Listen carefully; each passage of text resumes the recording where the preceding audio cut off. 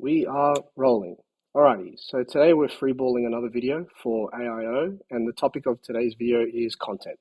So what I've got here are two swim lane diagrams, and they'll show on-site and off-site for Google and ChatGPT.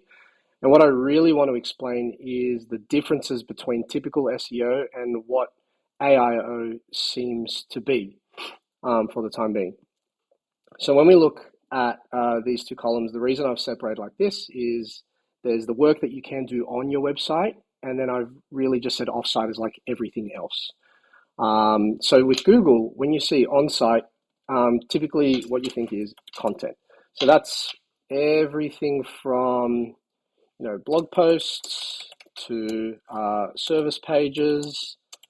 You can even have about us section, contact us. If it can fit in that front main navigation bar, it's probably good for content. Or really, if you can read it on your website, it's good for content. And then offsite, you've probably heard of this term before, but it is authority. So SEO is based on these two pillars of content and authority. I'll probably make them a different color, more SEO-ish. And the big thing that people think of when they think of authority is backlinks.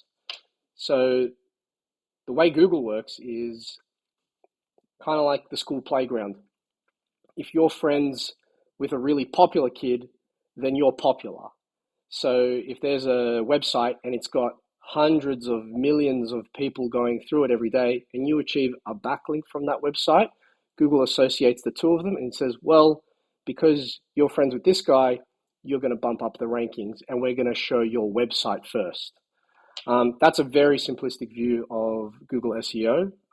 There is more to it. There's more like technical SEO, but for the time being, just to explain with ChatGPT, let's just leave it at that. Now with ChatGPT, this is the same. So on site, you have content, and that means you have all this and much, much more. So I'll even add, so you can have, embedded videos, you can have photos, blah, blah, blah. Now, the interesting thing is that there is some off-site trust building variable that ChatGPT uses, and I'm calling it credentials.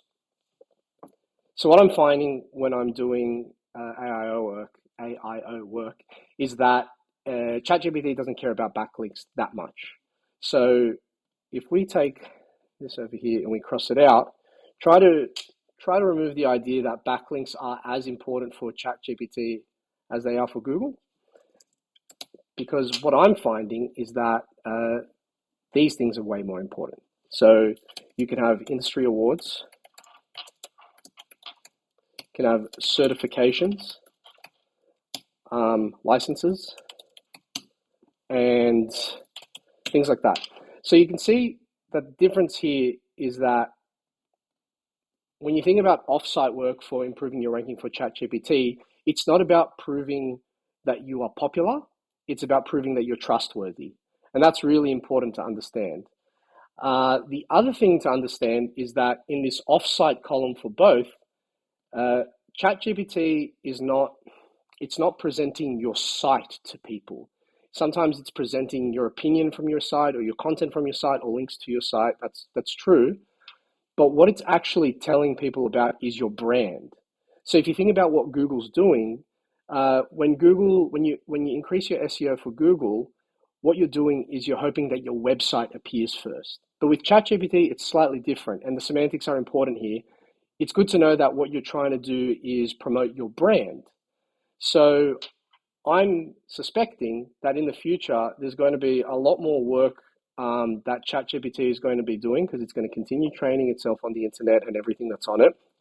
And I think all of the offsite work to do with your brand is going to start hovering to the top of priority lists. So that's going to be stuff like social media and directories, like where do you appear on certain industry directories. Like I can tell you, for instance, if you're an Australian lawyer and you want to build credentials to be visible in ChatGPT, you should get onto a site called Doyle's. I never heard of it before a little while ago, but now I'm telling you that ChatGPT thinks it's pretty important. It may not be. They might have good SEO that leads to ChatGPT thinking it's trustworthy, but for the time being, That's kind of like the gold star for lawyers.